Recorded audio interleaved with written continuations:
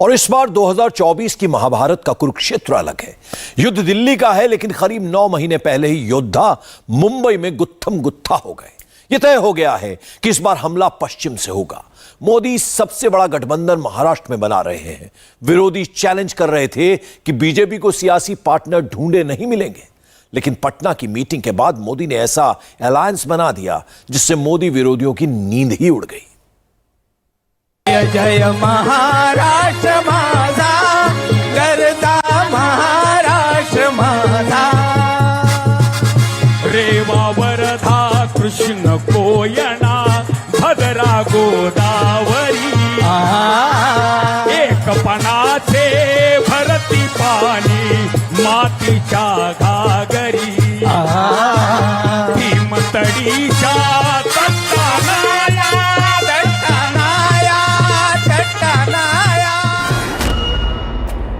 महाराष्ट्र में कहां तक सिमट गए चाचा के सिग्नल? भतीजे का नेटवर्क कहां कहां तक? पश्चिम महाराष्ट्र से 2024 का सुपर सिग्नल। नरेंद्र मोदी साहेबांच्या शिवाय 2024 मध्ये पर्याय नाही, ही वस्तुस्थिती आहे। ये अजीत पवार का अखाड़ा है और ये चाचा शरद पवार का मजमा। इन दोनों तस्वीरों ने आज तय कर दिया कि महाराष्ट्र के सियासी सिग्नल का पावर हाउस किधर शिफ्ट हो चुका है। चाचा का खेमा सिग्नल पकड़ने को बेचैन था। पवार के बाजू में बैठे जयंत पाटिल लगातार फोन पर अपने खेमे वाले विधायकों का नेटवर्क तलाश रहे थे। शरद पवार के हाथों में तो बकायदा लिस्ट थी। अपने घटते सिग्नल देखकर वो भी बेचैन हो गए और जेब से फोन निकालकर उन्हें तलाशने लगे जो गायब थे। लेकिन गायब विधायकों का सिग्नल मुंबई के ही मेट सेंटर में हाई था, जहां भतीजे अजीत पवार ने चाचा की विदाई का मजमा तैयार कर लिया था। अजीत दादा संघर्ष करो, अजीत दादा संघर्ष करो। महाराष्ट्र के पावर नेटवर्क में शरद पवार के कौन कौन से टावर ढह गए? अजीत पवार ने चाचा के किन किन इलाकों में सिग्नल टावर झटक लिए? महाराष्ट्र के किन इलाकों में 2024 के लिए एनडीए का सिग्नल हाई हो गया और किन इलाकों में विरोधियों का सिग्नल डाउन हो गया? अनेक गोष्टी सांगता येतील। मी काही मित्रांना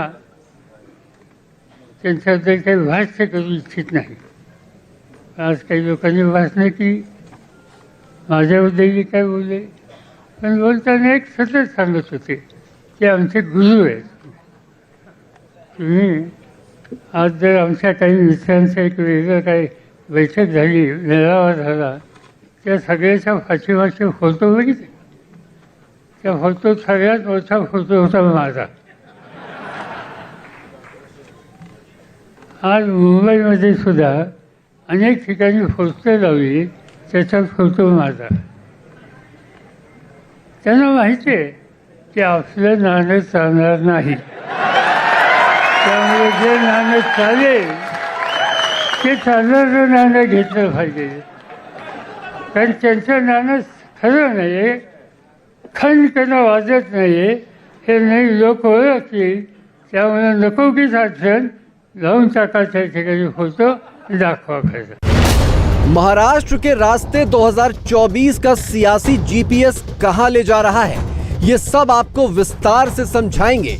लेकिन पहले ये दिलचस्प तस्वीर देखिए कि जिस मराठा कार्ड के दम पर शरद पवार 5 दशकों से अपनी सियासी बिसात बिछाए हुए थे, उस बिसात को बचाने के लिए भी उन्होंने मराठा अस्मिता के नाम पर ही मजमा जुटाया।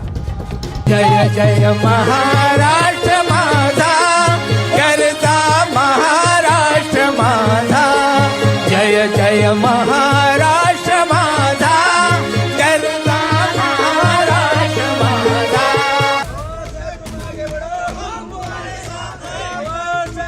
शरद पवार साहब आगे बढ़ो, हम तुम्हारे साथ हैं। मुंबई के वाईबी चव्हाण सेंटर पर शरद पवार के पहुंचने से पहले यही नारे गूंज रहे थे।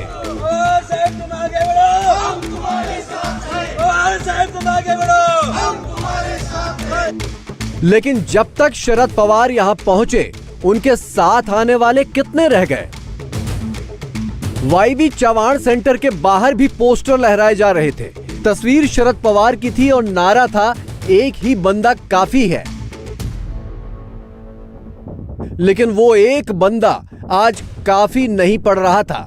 लोकतंत्र में अहमियत गिनती की होती है और फाइनल गिनती यही बता रही है कि शरद पवार के मजबूत किले को उन्हीं के भतीजे ने ढहा दिया।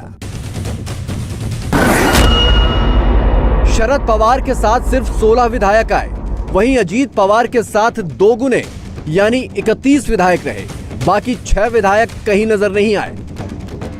सियासी आंकड़ेबाजी के माहिर शरद पवार अपने अस्तित्व के नंबर गेम में अपने ही भतीजे के हाथों 2 गुने से मार कैसे खा गए?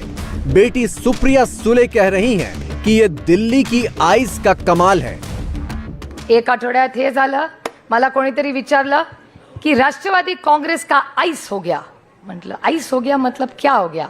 आईस म्हणजे ICE, आईस म्हणजे इंग्रजीत बर्फ, पण आईस म्हणजे बर्फ नाही। आय म्हणजे इन्कम टॅक्स, सी म्हणजे ई म्हणजे हे मी म्हणत नाही, हे टीव्ही वाले आणि वर्तमानपत्रवाले म्हणतात, असं लोक म्हणतात।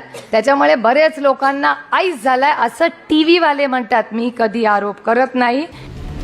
सुप्रिया सुले जो भी कहें, महाराष्ट्र के सियासी नेटवर्क अब उनकी पकड़ से बाहर हो चुके हैं, क्योंकि नासिक से लेकर लातूर तक और रत्नागिरी से जालना होते हुए गढ़चिरौली तक सारे सियासी टावरों पर अजीत पवार ने अपना मार्का लगा दिया है। आज जितने विधायक अजीत पवार के साथ खड़े हुए, उनकी जियो पोजीशनिंग देखिए। पश्चिम महाराष्ट्र से 14 विधायक, उत्तर महाराष्ट्र से 8, विदर्भ से 5 और मराठवाड़ा से 4 विधायक। 53 विधायकों वाली एनसीपी के कुल 31 विधायक अजीत पवार के साथ हैं और इसी के दम पर अजीत पवार 2024 की सियासी तस्वीर में भी रंग भरने लगे हैं। 2024 मध्ये देखील मोदी साहेबच येणार, सांगितलं की नाही? मी खोटं नाही बोलणार बाबांनो, मला काय मिळवायचं खोटं बोलून? खूप काही तुम्ही प्रेम दिलं। ते म्हणले सभेमध्ये आले होते सगळे मीटिंग मध्ये, परंतु काहीतरी घडलं। केजरीवाल ज्यांच्या ताब्यामध्ये दिल्ली आणि पंजाब आहे, दोन्ही मुख्यमंत्री तिथे बसले होते, काहीतरी त्यांचं फिसकटलं, दोघेही बाहेर निघून गेले। ट्विट केलं, ते ट्विट तुम्ही आम्ही बघितलं, झालं तिथंच फुसकाबार निघाला। त्याच्यानंतर स्टॅलिन जेवायला पण थांबले नाही, ते जेवले, पत्रकार परिषदेला थांबले नाही, ते निघून गेले। मित्रांनो, असं सगळ्यांचं कडबुळं घेऊन देश चालू शकत नाही। एकदा बघितलंय जनता पक्षाच्या काळामध्ये, देश नाही चालला। महाराष्ट्र की सियासत की धुरी समझे जाने वाले शरद पवार कहां तक सिमट गए हैं, ये भी देखिए। पश्चिम महाराष्ट्र से सिर्फ 9 विधायक, उत्तर महाराष्ट्र से सिर्फ 2, विदर्भ से सिर्फ 3 और मराठवाड़ा से सिर्फ 2 विधायक उनके साथ हैं। क्योंकि लोगों को बहुत सारा कंफ्यूजन ये अचानक होने से रहा है और ये कंफ्यूजन 2-4 दिनों में दूर हो जाएगा, ऐसा मुझे लगता है। अब पार्टी का संगठन जहाँ है वो ताकत यहाँ पर है। आज पूरा महाराष्ट्र के कोने कोने से यहाँ कार्यकर्ता आया है। पवार साहब के साथ बहुत बड़ी शक्ति है, आज है और आने वाले दिनों में बाकी जो गए हैं वो भी आ जाएंगे। पवार साहब ने कहा है, एक तो चिन्ह जाएगा नहीं और अगर जाता भी है तो पिछले इतिहास में 6 चिन्हों पर लड़कर जीते हैं पवार साहब, आगे भी जीतेंगे, हमें कोई चिंता नहीं। जिस नंबर गेम के दम पर शरद पवार महाराष्ट्र के किंग मेकर थे और 2024 के लिए कोलकाता से बेंगलुरु और दिल्ली तक जोड़ तोड़ के अगुआ बने थे, वो नंबर गेम अपने घर में ही हार गए। भतीजे ने तो कुनबा तोड़ा ही, छगन भुजबल और प्रफुल्ल पटेल जैसे नेता और पुराने साथी भी छोड़कर चले गए। साथ रह गई तो बस बेटी, इसीलिए भतीजा कह रहा है कि चाचा को तो रिटायर हो जाना चाहिए था। एखादा माणूस नोकरीमध्ये लागला तर महाराष्ट्र सरकारमध्ये 58व्या वर्षी रिटायर होतो। IAS IPS असेल तर 60व्या वर्षी रिटायर होतात। राजकीय जीवनामध्ये असेल तर भाजपमध्ये 75 वर्षानंतर रिटायर केलं जातं। अडवाणींची उदाहरण घ्या, मुरली मनोहर जोशींचं उदाहरण घ्या, कुणाचंही उदाहरण घ्या। त्याच्यानंतरच्या काळामध्ये आता नवीन पिढी पुढे येते। तुम्ही आशीर्वाद द्या ना, चुकलं तर सांगा ना, अजित तुझं हे चुकलं।